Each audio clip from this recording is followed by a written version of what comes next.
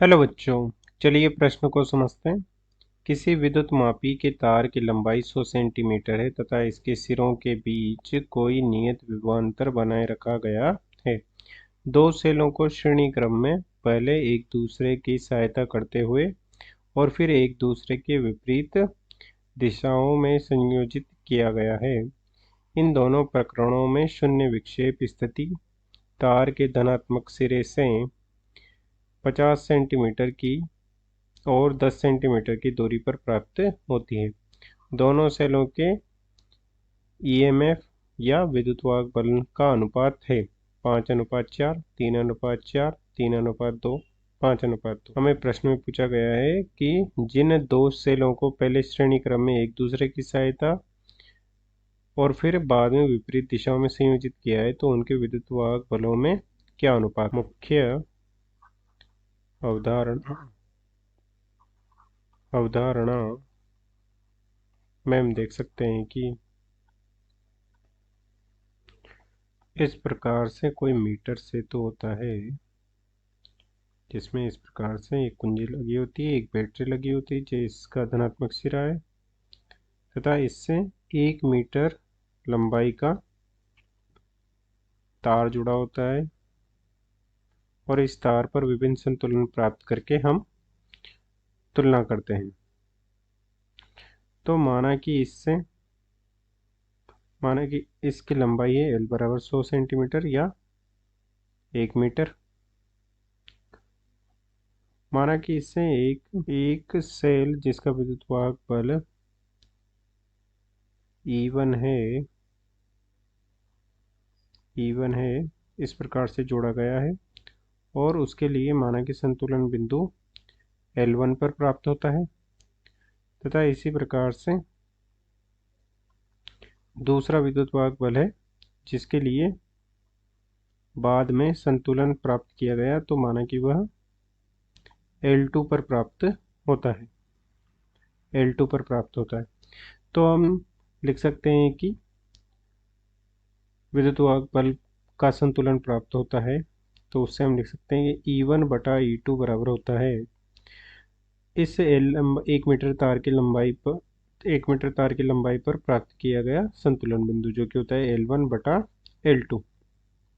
इस प्रकार से दो सेलों के विद्युतवाहक बलों की तुलना की जा सकती है। अब चलिए प्रश्न को हल करते हैं। प्रश्न में दिया गया है कि इस प्रकार से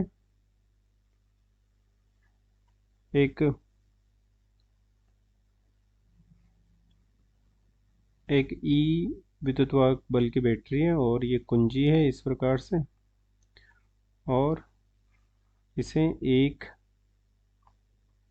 मीटर के तार से इस प्रकार से जोड़ा गया है।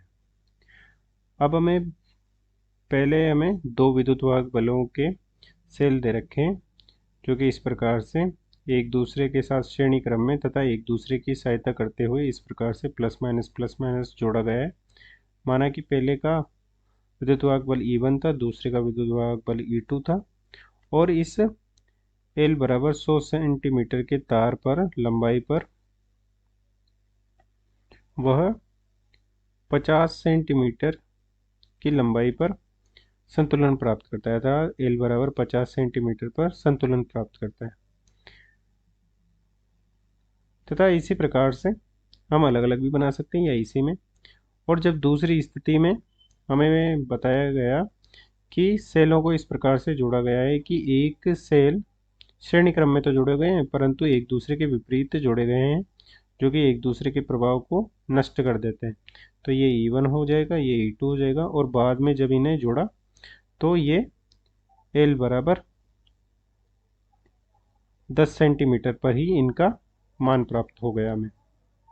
तो हमें दोनों स्थितियों के मान प्राप्त हैं तो मुख्य अवधारणा के आधार पर हम इसमें मान रख देंगे। तो ये हो जाएगा E1 प्लस E2 जो हमें पहली स्थिति में प्राप्त बटा E1 माइनस E2 और इनके मान क्या हुए 50 सेंटीमीटर मान दे रखा है और 10।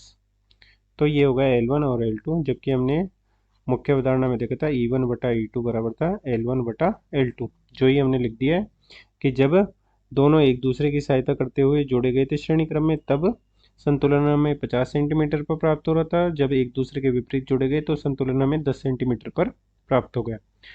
अब हम इसमें गणित की अवधारणा के अनुसार लिख देंगे कि दोनों के अंश व हर को जोड़कर लिख देंगे। एक बार इस प्रकार से अंश व हर को जोड़कर लिख देंगे, इधर भी इसी प्रकार से करेंगे और एक बार घटाकर लिख देंगे। E1 प्लस E2 माइनस हो जाएगा E1 प्लस E2 और ये हो जाएगा 50 माइनस 10। एक बार जोड़कर ऊपर लिख दिया और घटाकर नीचे लिख दिया, जो कि गणितीय अवधारणा है।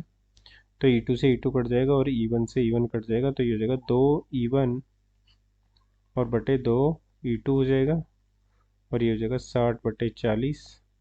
2 से 2 कट जाएगा, ये हो जाएगा 3, ये हो जाएगा 2 और हमें ज्ञात करना था E1 और E2 का अनुपात क्या है। तो ये हमें अनुपात प्राप्त हो चुका है, जो कि है 3:2। अतः दिए गए प्रश्न का सही उत्तर हो जाएगा 3:2। अतः दिए गए प्रश्न को हमने हल कर दिया है। आशा करते हैं आपको समझ में आया होगा। धन्यवाद।